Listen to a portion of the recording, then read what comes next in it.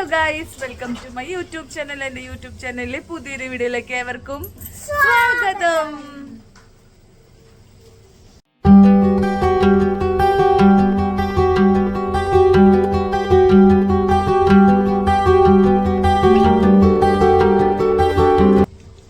ഞങ്ങൾ കുറ്റുമുക്ക് പൂരത്തിന് പോവാ.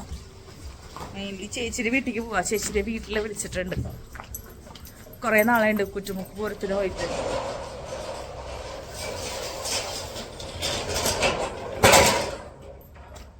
ഞങ്ങൾ ഇറങ്ങാണ്.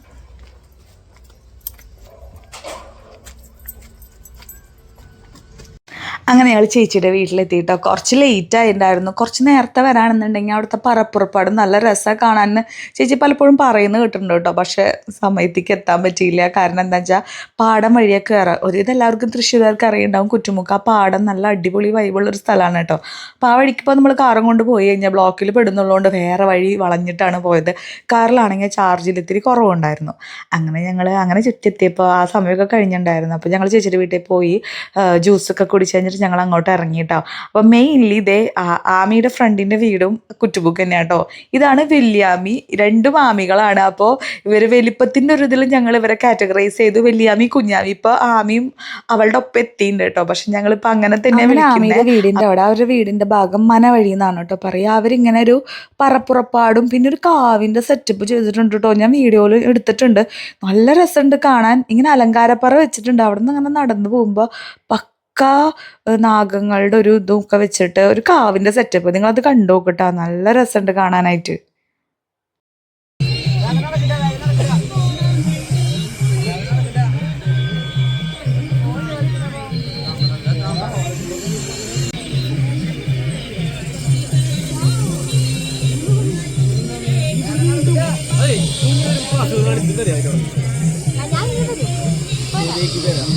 ശരിക്കും പാമ്പിൻ്റെ ചീറ്റിലും കാവിൻ്റെ ആ ഒരു വൈബ് ഉണ്ടല്ലോ, ആ വെളിച്ചം എല്ലാം നല്ല രസമായി ചെയ്തിട്ടുണ്ട് കേട്ടോ.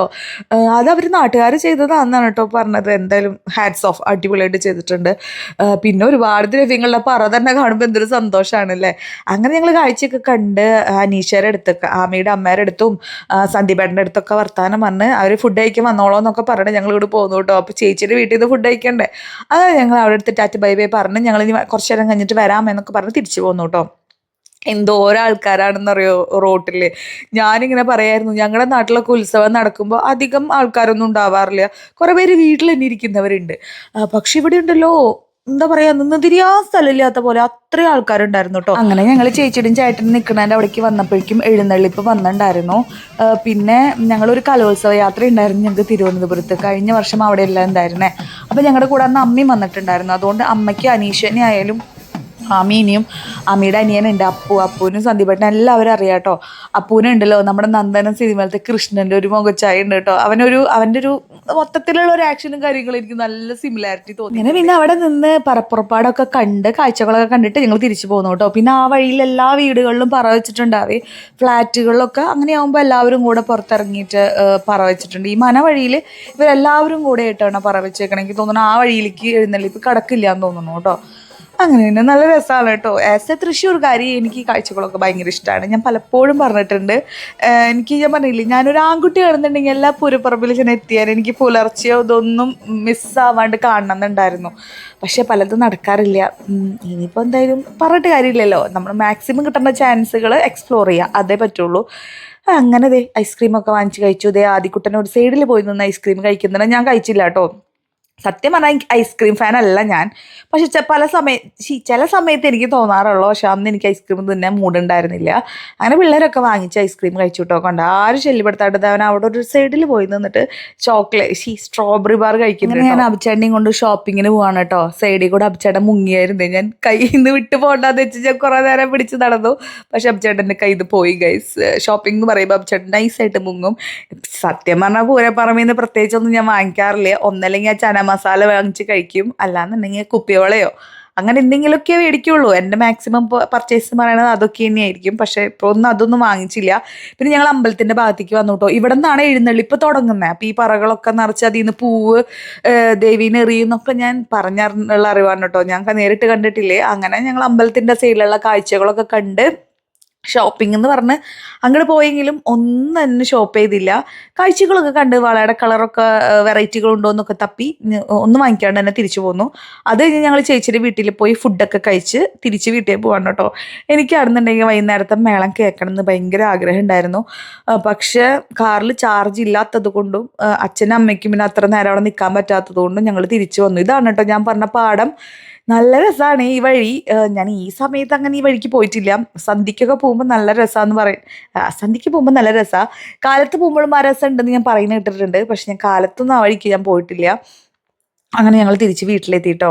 പിന്നെ ഇങ്ങനെ സങ്കടത്തിലിരിക്കുമ്പോൾ അബ്ചേട്ടൻ പറഞ്ഞു എന്നാൽ നമുക്ക് വൈകുന്നേരത്തെ എഴുന്നള്ളിപ്പും കൂടി കണ്ടിട്ട് വന്നാലോ എന്ന് പറഞ്ഞപ്പോൾ പോവാം. കാരണം നമുക്കൊരു കട അവിടെ ബാക്കിയുണ്ട്, നമ്മൾ ആമിയുടെ വീട്ടിലേക്ക് പോവാന്ന് പറഞ്ഞതായിരുന്നു. അത് പോകാൻ പറ്റിയിട്ടുണ്ടായിരുന്നില്ല.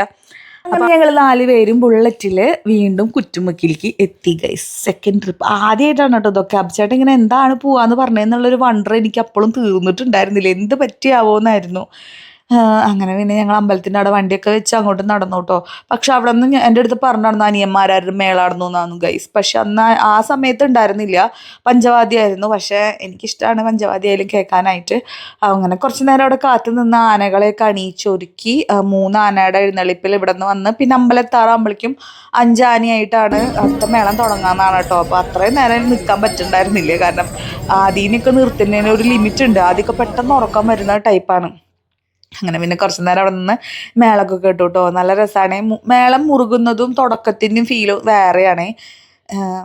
ഞാൻ പറഞ്ഞ പോലെ തൃശ്ശൂർക്കാരി ഇതൊക്കെ ഞാൻ വളരെ എൻജോയ് ചെയ്യുന്ന കാര്യങ്ങളാണ്.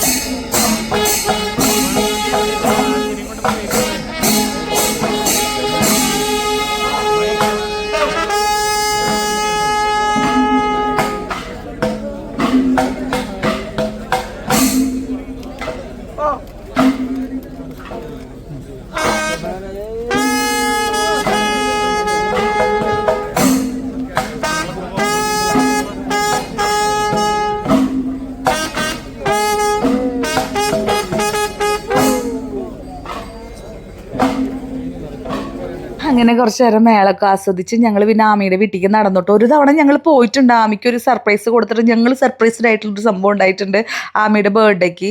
കാരണം ഞങ്ങൾ സർപ്രൈസ് ചെയ്യാൻ പോയിട്ട് അവരവിടെ അന്ന് ഉണ്ടായിരുന്നില്ല. അങ്ങനെ ഒരു ചമ്മി ഞങ്ങൾ തിരിച്ചു പോകുന്നുണ്ടായിരുന്നു.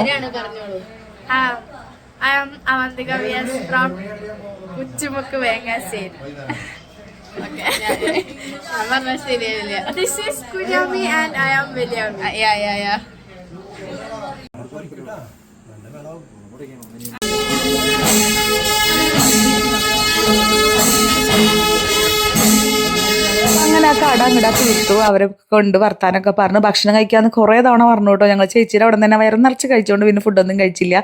ഇതേ അവിടെ ഒരു ചേട്ടൻ, ഒരു വാച്ച്മാൻ ചേട്ടൻ നിന്ന് നല്ലോണം വൈബ് ചെയ്ത് നിൽക്കുന്നുണ്ടായിരുന്നേ. പിന്നെ 3 ആനയുടെ കൂടെ ആഡ് ആവാനുള്ള 2 ആനകൾ അവിടെ നിന്നതേ ചമ്മഞ്ഞൊരുങ്ങുണ്ടായിരുന്നു. നെറ്റിപ്പട്ടൊക്കെ കെട്ടി നല്ല രസമായിട്ട്. ഇത് ആദ്യകൂട്ടം കൂളിംഗ് ഗ്ലാസ് ഒക്കെ വെച്ചിട്ട് വൈബ് ചെയ്തിട്ടാണ് കേട്ടോ നടക്കുന്നത്. ഞങ്ങൾ തിരിച്ച് വീട്ടിൽ പോന്നു. എന്നാലും ഭയങ്കര ഹാപ്പി ആയിരുന്നു. ആദ്യം ഒരുവട്ടം തിരിച്ചു പോയപ്പോൾ ഭയങ്കര സങ്കടത്തോടെ പോയേ. എന്തായാലും സന്തോഷമായിട്ട് ഇന്നത്തെ വ്ളോഗ് നമുക്ക് അവസാനിപ്പിക്കാം. അപ്പോൾ വീഡിയോ ഇഷ്ടപ്പെടുകയാണെന്നുണ്ടെങ്കിൽ please like, share and subscribe. അപ്പോൾ okay, bye. Thanks for watching.